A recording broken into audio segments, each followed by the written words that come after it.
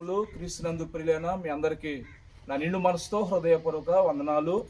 మరి ఆత్మకూరు శాంతినగర్ ప్రాంతంలో pastor John Paul గారు పరిచయం చేస్తూ ఉన్నారు. అలాగే తన సతీమణి శ్రావణి మరి కుటుంబేషన్ కొనుగోలు చేయడానికి స్తోమత లేదు. కుటుంబేషన్ అయితే నేర్చుకుని ఉన్నారు. ఆ పొలం పనులకి కూలి పనులకు వెళుతూ కుటుంబాన్ని పోషించుకుంటూ ఉన్నారు.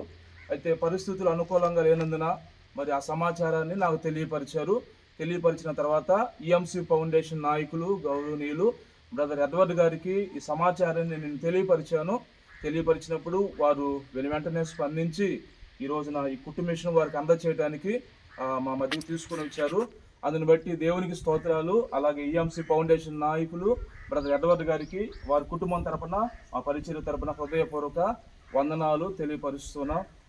ఈ కుటుంబ పోషణ నిమిత్తమై చాలా ఉపయోగపడుతుందని నేను ఆశిస్తున్నాను.